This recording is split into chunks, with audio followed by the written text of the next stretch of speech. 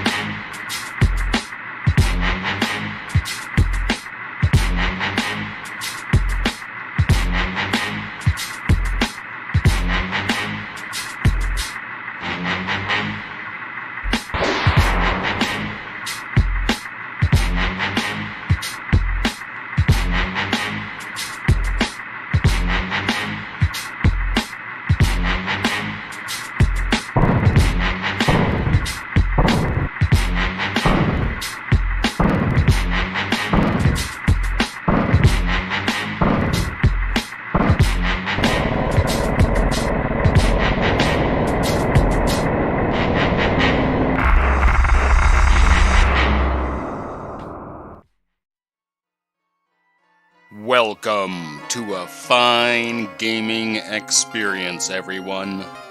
It's too bad the stone robot jumped into the volcano. It would have been a pretty cool mode of transportation if it stuck around. But there was a lot of fuss over that ring last episode.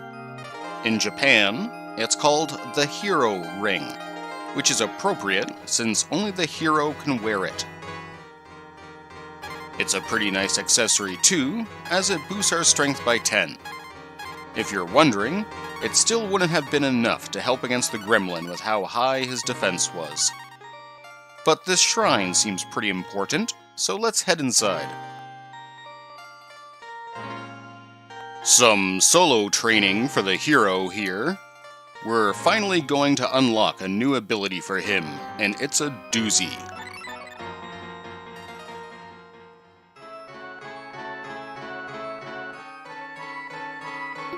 Melons are a healing item, one step up from an apple. I liked you better when you just saved the game. Meet Talon, or Saint Nail, as he was originally named. After having to deal with the pain in the ass the gremlin was, this boss is kind of insulting. He only has this one attack and no second health bar. I'll keep using the key to whittle him down and burn a few herbs when my HP dips. This is pretty much the whole fight, and it's so bad we're gonna skip right to the end.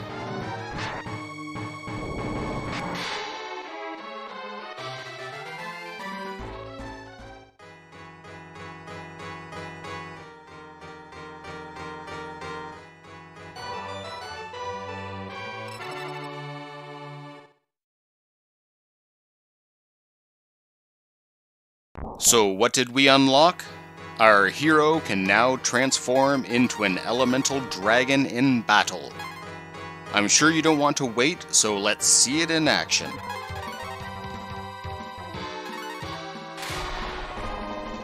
You spend the mana cost and one turn to transform.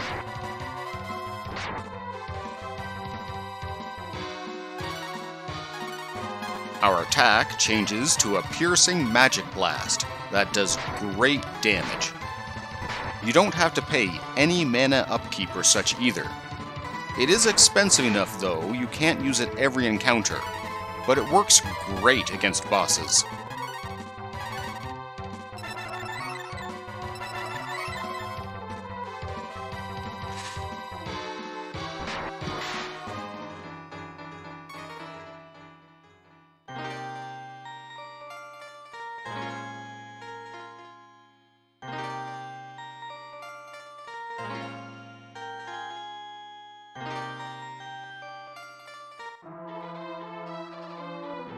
We'll need Bo in the lead again, so just switch him to the front.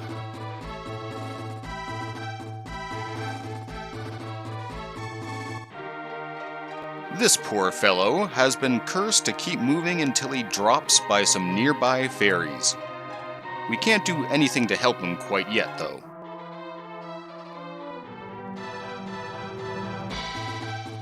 This cave is just a short, linear tunnel to the next area. It's a very simple cave, except for one new enemy we'll meet. Flies are not them. Despite their more intimidating Japanese name of Beelzebub, they're not that bad. They can show up in groups of 5, are super fast, but have mediocre damage and health. You'll take a few hits, but are only a threat if you run into a large group while heavily injured.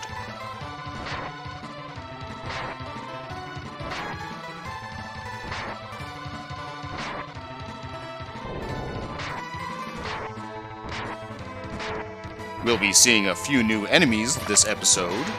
The gremlin was a turning point, so expect the kid gloves to come off now.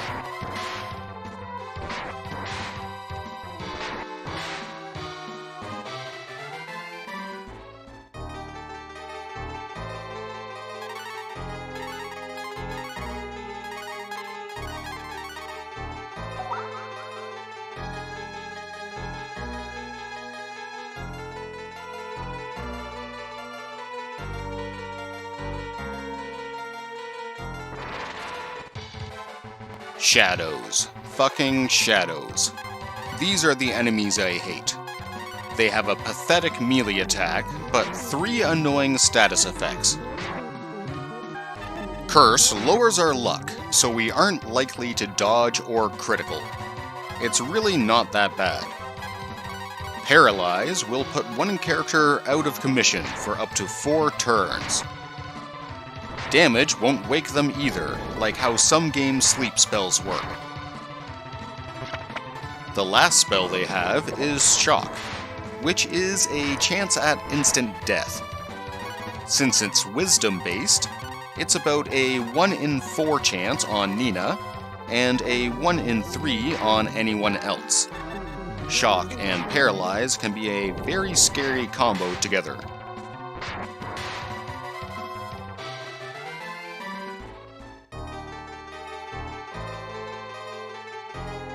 It would be nice if there was some kind of treasure here to compensate for how irritating the shadows can be, but what's on the other side is important though.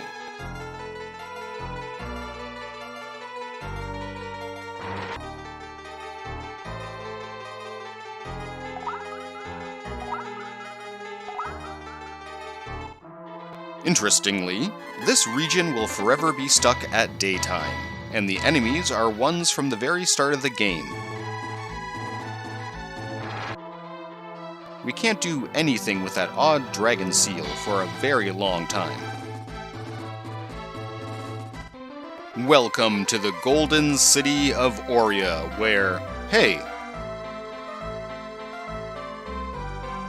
I didn't mean to blow up Nanai. It was an accident, and... Oh, I didn't steal anything.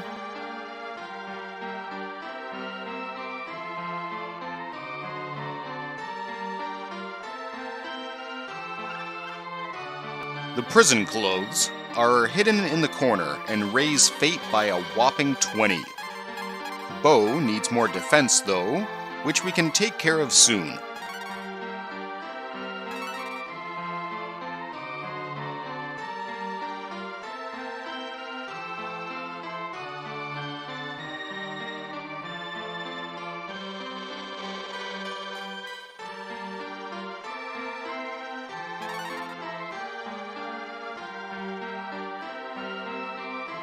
I like this guy.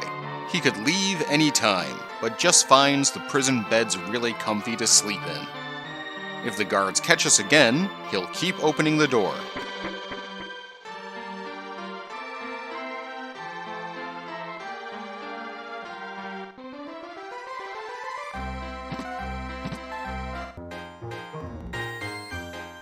Our fishy salesman has a bunch of new items to check out. The worms are for fishing, which our hero can do. Vitamins make sense with their original name, hangover medicine.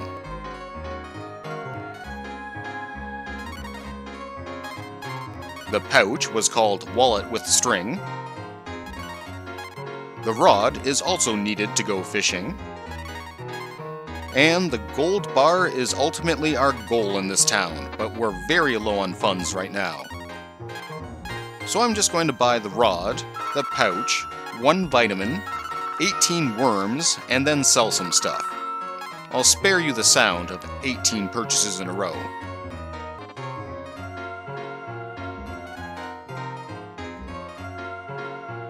Plenty of new equipment as well. I'm skipping the rapier upgrade, a dagger no one can use. The longbow's a nice damage boost for bow.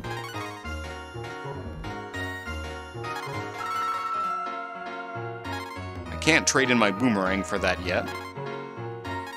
1 new tiara for the princess.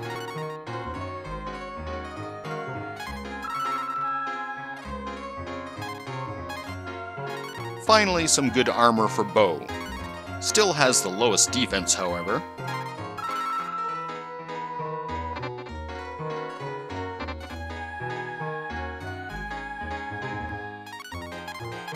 Now we'll grab that broadsword. With the new enemies we'll be running into, we want to kill off individuals quickly, so switching to the sword's a good idea.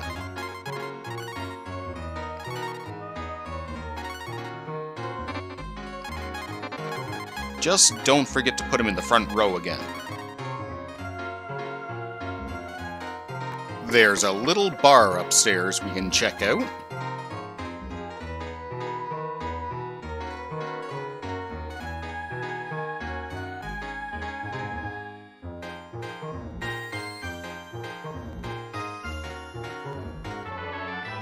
People will just throw money at us in this town, so that gold bar's not too far out.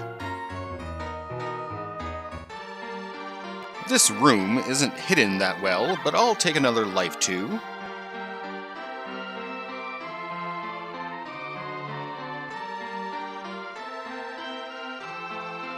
A kingdom of thieves with mysterious powers, eh?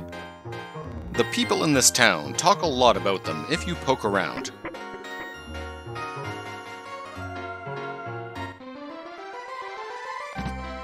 This is a major port city, so let's see if we can't sneak a boat out of town.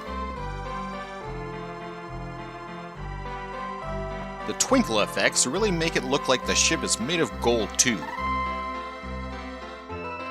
So we've got to talk to Rich Man Ross about his ship, I guess. You'd think that more than one person would own a boat in a port town made out of gold. There's a guard on the right there I want to avoid.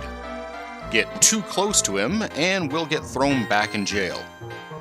1 step left of the inn entrance and he'll see us. But we need to rest. Bo and Nina are still weak from the gremlin fight. That's one of the few inns that doesn't have anything to steal. But almost every other house in this town does.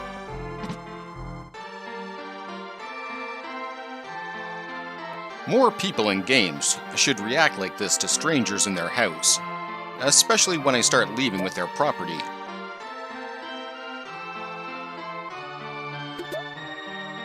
We'll get a lot of stat-up potions this episode, but I'll use them off-screen.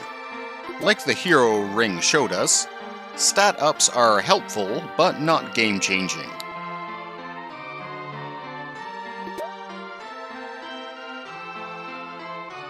Shoo! Apparently, he's been possessed by a Mega Man Yoku block. We're going to rob a lot of homes today, so I'm going to cut parts to speed it along. It's worth doing though, if nothing else, so you can have more money for the gold bar.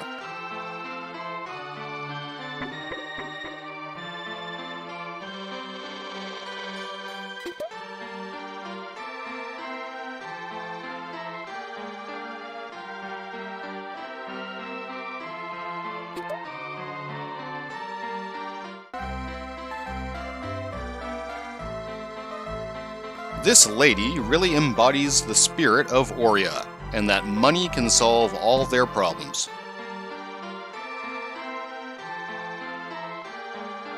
This is the mother of that guy we found in the woods running around in circles. Now that she's asked us to help him, we can go do something about his situation.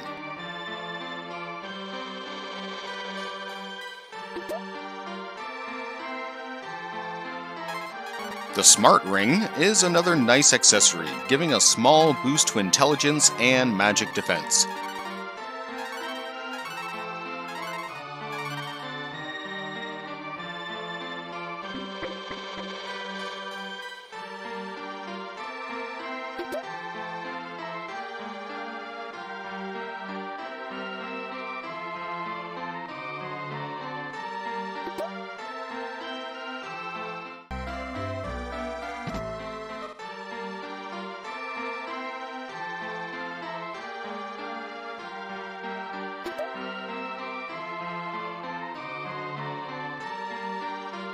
Thief? Well, that's rare. Usually you only see that kind of thing in an Elder Scroll game.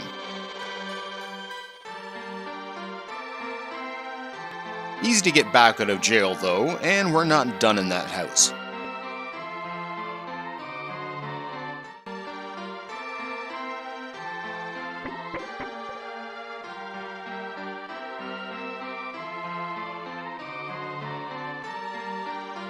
This creepy old guy wants to talk to Nina, so I'll begrudgingly switch her in.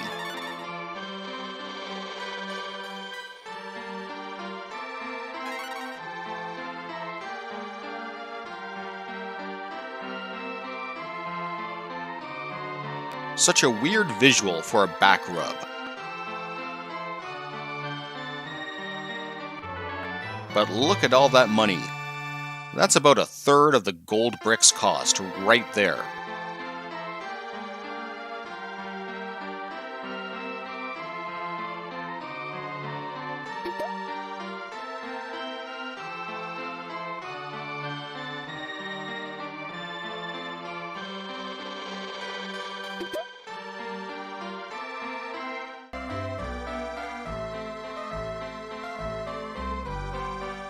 Looks like there's another goddess key around here. It's helping everyone live in comfort and luxury, but we'll likely need to take it at some point. Your daughter's in the safe? What the hell, man? How does something like that happen? I've got to go check this out.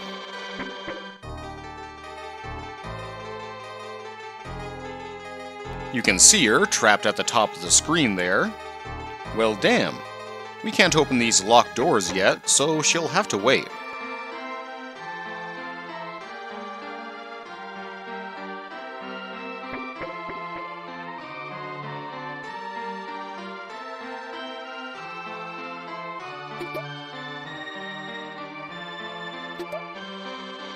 Nina can equip the gold tiara, but it has poor defense. It sells for a ton of cash though.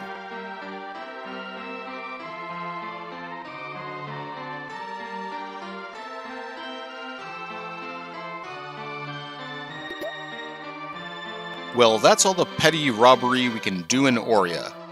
Let's warp up to Tuntar and help that guy we saw in the woods.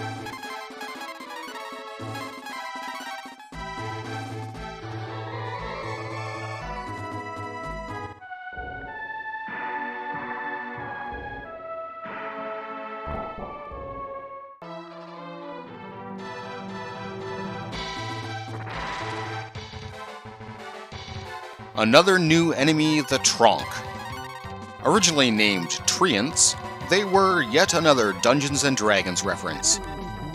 Similar to the Shadows, they are another status effect enemy, though not as bad. Silence stops spellcasting for a few turns at most, and they can curse us as well.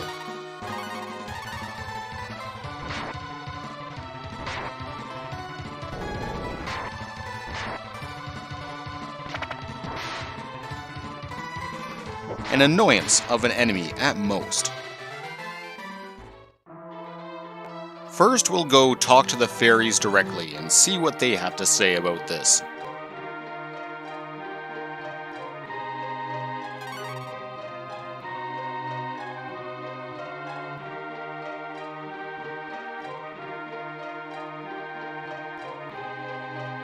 That didn't take much convincing.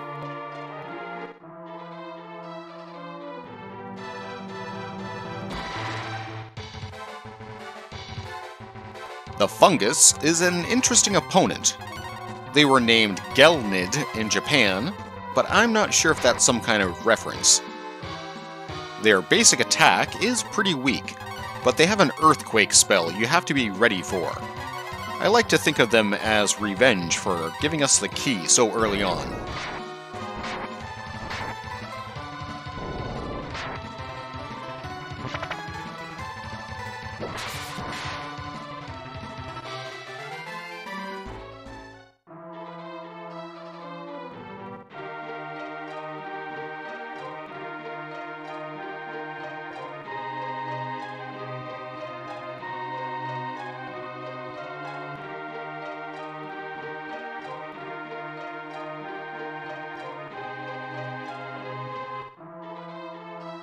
Look at all those trees he cut down.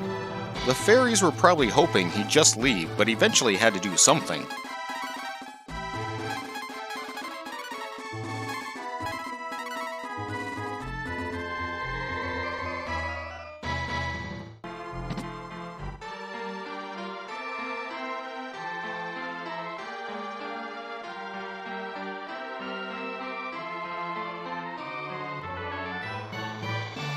This isn't much, she says.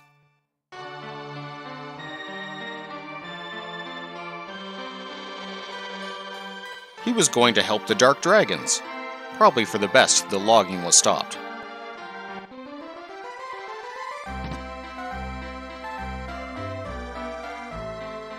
That cash infusion was almost enough to buy the gold bar, but I still have to sell off that gold tiara we found.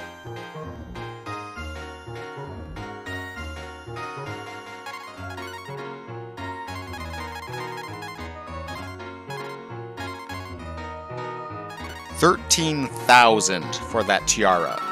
We can buy the gold bar and still have pocket change left over.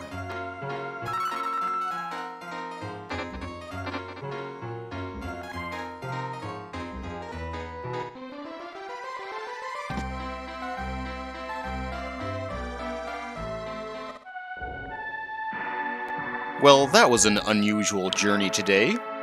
Our heroes powered up. Everyone in this city was just throwing money at us. But what will we need that gold bar for? I hope you'll all join me next time to find out. Take care, everyone.